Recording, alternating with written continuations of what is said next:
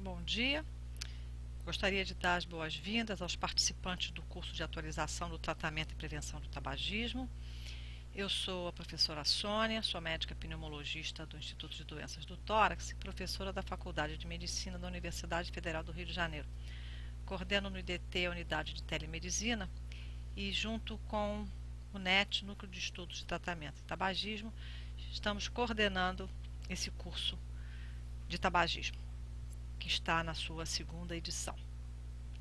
Nós hoje vamos conversar sobre as doenças relacionadas ao tabaco, a parte 1.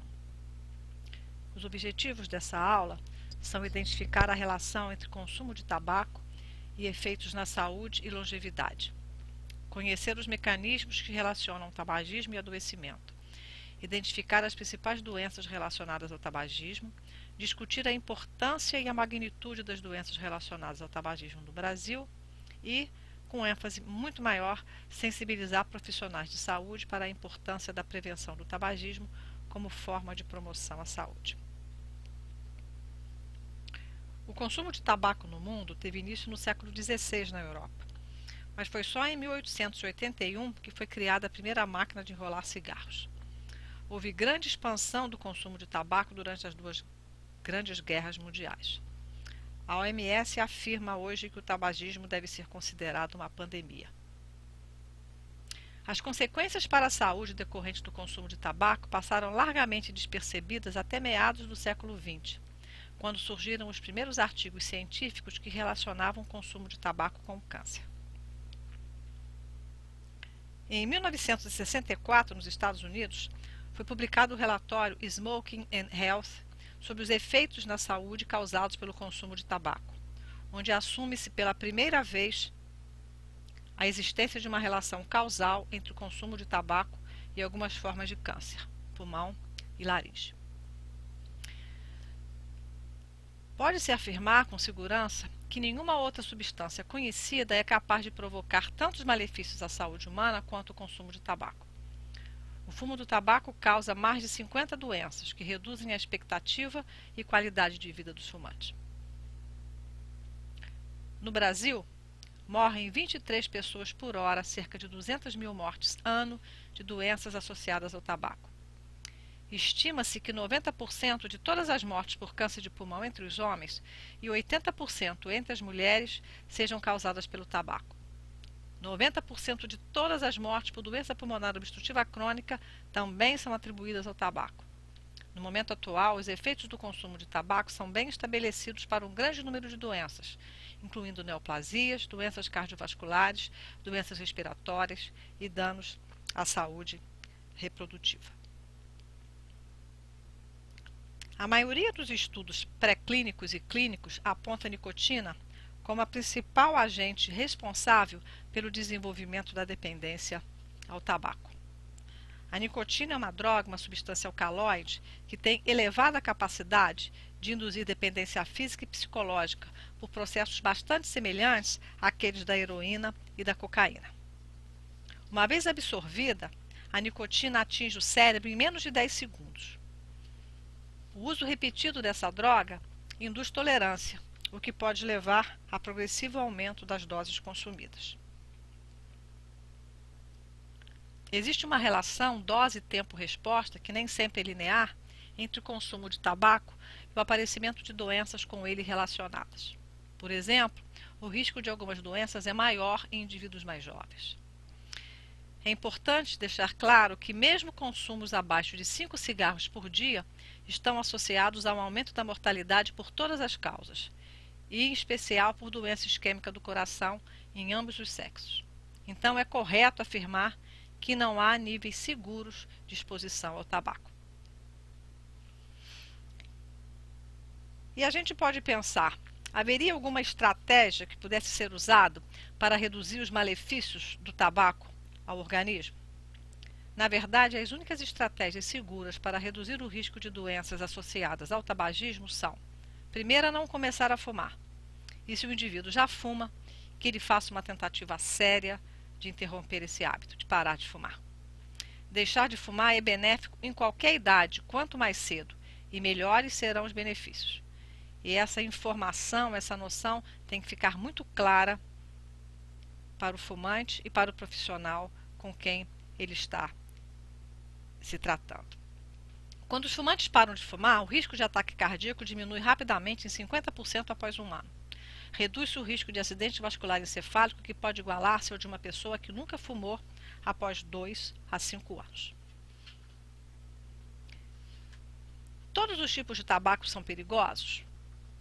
Essa é sempre uma dúvida que o fumante leva para o consultório.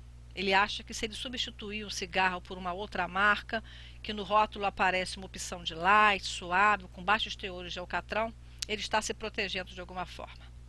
Na verdade, as diferentes marcas de cigarros disponíveis no mercado não reduziram o risco global de doenças em fumantes. O último relatório da Direção-Geral de Serviços de Saúde dos Estados Unidos, publicado pelo CDC em 2010, contém informações atualizadas sobre as principais evidências científicas dos efeitos à saúde causados pelas substâncias tóxicas presentes no tabaco, em todas as suas formas e apresentações comerciais. E quais são os componentes do cigarro? No tabaco, além de uma substância alcaloide, que é a nicotina, com propriedades psicoativas, existem mais de 4.700 substâncias químicas com efeitos cancerígenos, mutagênicos, tóxicos e irritantes. Além disso, a indústria recorre à adição de outros produtos, como umidificantes e aromatizantes, cujos efeitos na saúde, uma vez queimados e inalados, ainda não são completamente conhecidos.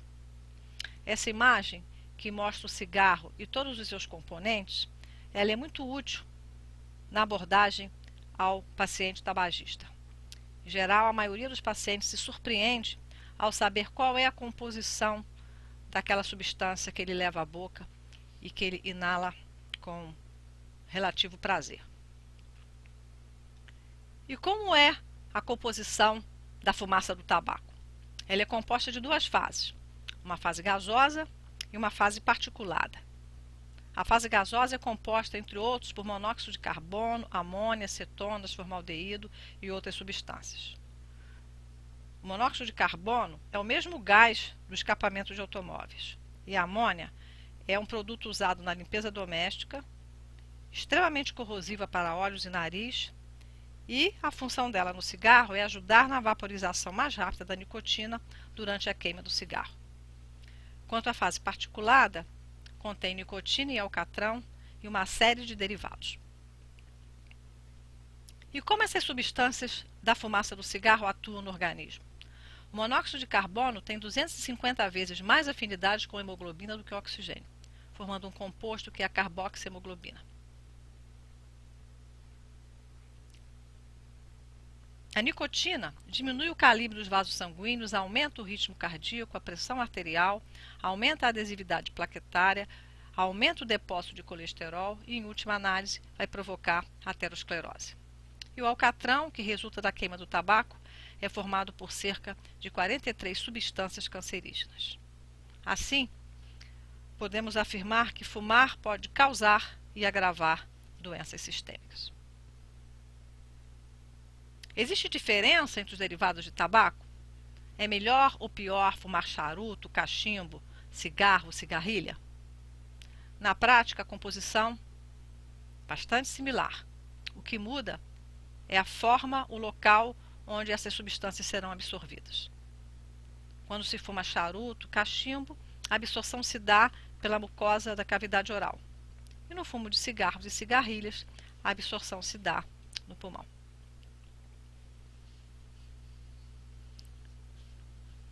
Tabagismo é fator de risco para 6 das 8 principais causas de morte no mundo. Esse gráfico é tirado do Atlas Tabaco e nessa referência vocês podem encontrar informações mais detalhadas sobre isso. Na parte achurada de cada coluna, a gente vê o percentual de cada uma dessas condições que é atribuída ao tabagismo. Total de mortes de 5.400 pessoas. 5.400.000 pessoas, é um gráfico de 2005, mostrando que o total de mortes atribuído ao tabaco é superior, por exemplo, ao total de mortes por doença cerebrovascular. Esse outro gráfico, que mostra projeção de mortes em 25 anos por tabaco, fazendo uma comparação entre países em desenvolvimento e países desenvolvidos.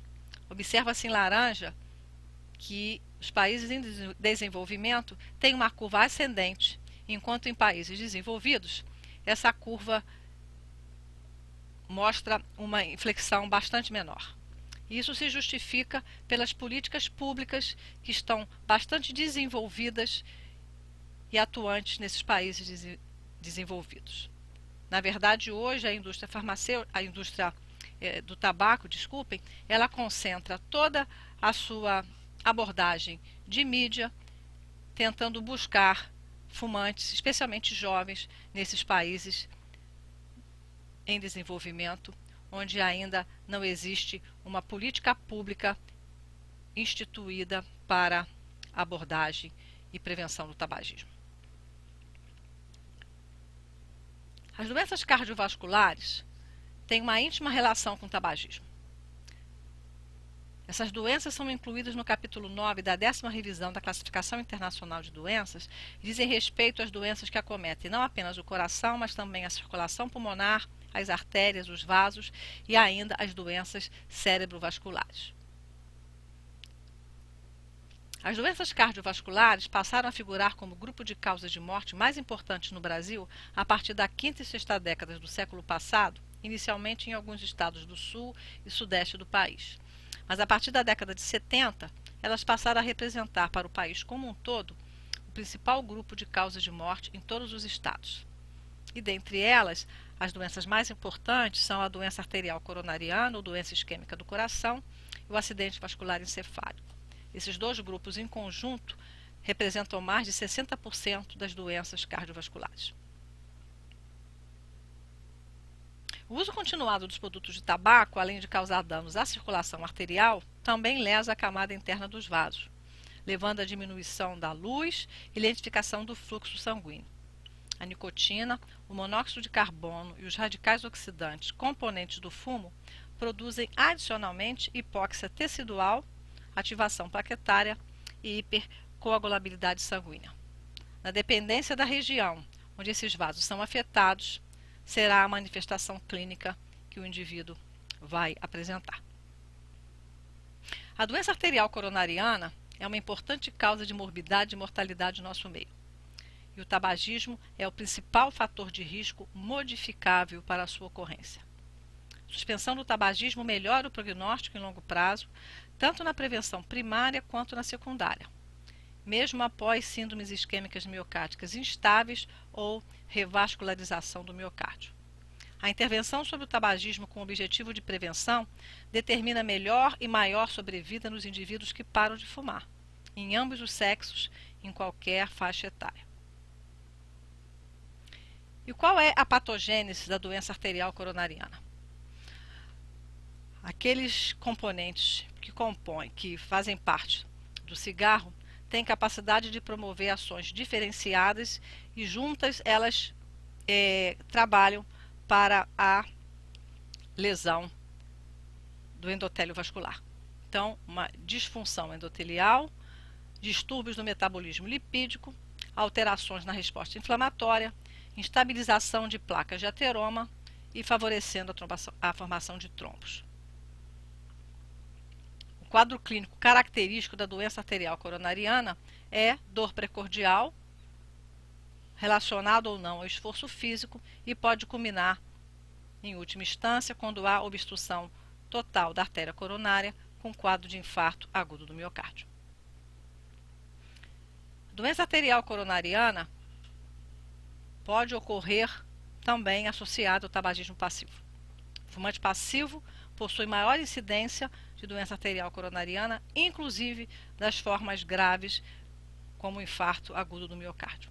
Estudos clínicos revelam efeitos deletérios, como as mesmas alterações observadas no tabagismo ativo. Então, o tabagismo pode ser considerada uma doença contagiosa. O ar ambiente em que o indivíduo fuma, ele expõe os indivíduos que não fumam a uma quantidade excessiva em concentrações elevadas de substâncias cancerígenas. O fumo induz ainda profundas alterações hemodinâmicas, diminui a distensibilidade das grandes e médias artérias e produz um aumento da resistência vascular sistêmica. A resposta aguda do sistema cardiovascular à nicotina está associada à ativação do sistema nervoso, caracterizando-se por aumento de frequência cardíaca, aumento da pressão arterial, uma contratilidade maior do miocárdio, débito cardíaco e demanda de oxigênio.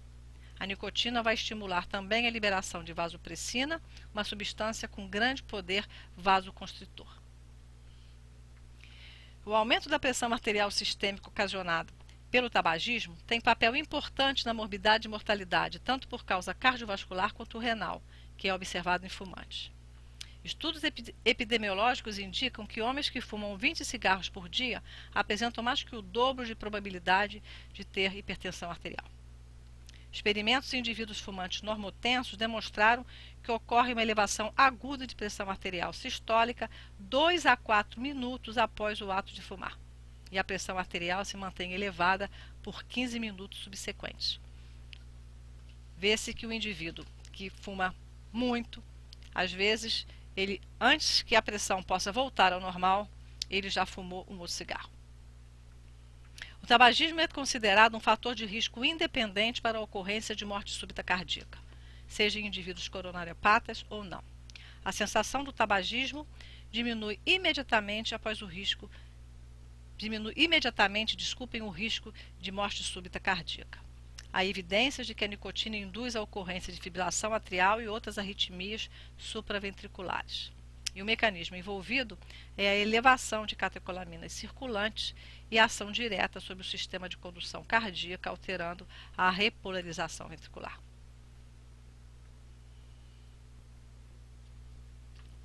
As doenças cerebrovasculares têm alta incidência em nosso meio.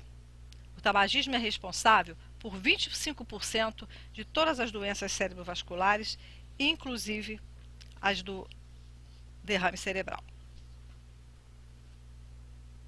O risco de acidente vascular encefálico é cerca de 2 a 4 vezes maior entre os fumantes do que entre as pessoas que nunca fumaram.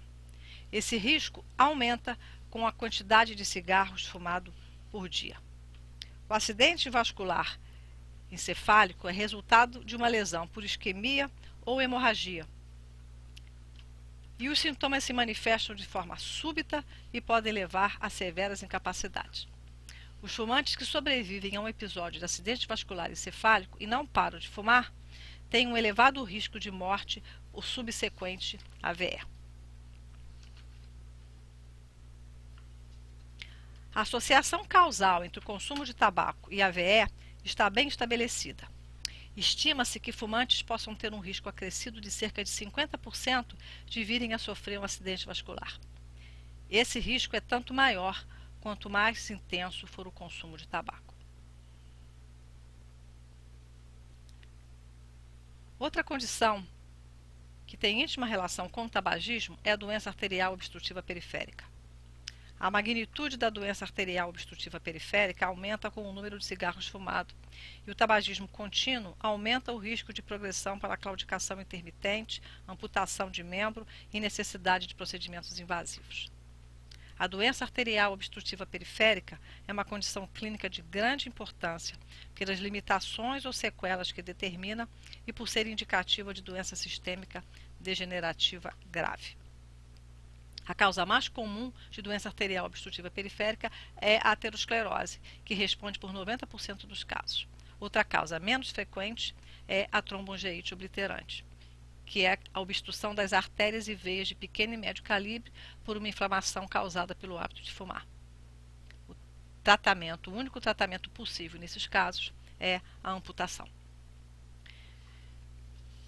Por fim, gostaria de registrar os pontos principais desse tema. O tabagismo é fator de risco para as principais causas de morte no mundo: coração, cérebro, pulmões e câncer.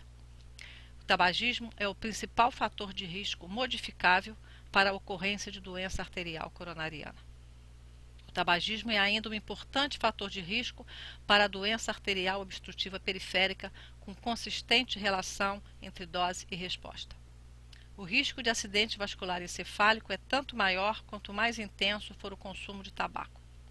O tabagismo é um importante fator de risco independente para a ocorrência de morte súbita cardíaca. Portanto, fumar é uma doença e, além disso, causa doenças. Gostaria de encerrar com essa imagem, onde a gente afirma que não há níveis seguros de exposição ao tabaco. Muito obrigada. Até o nosso próximo encontro.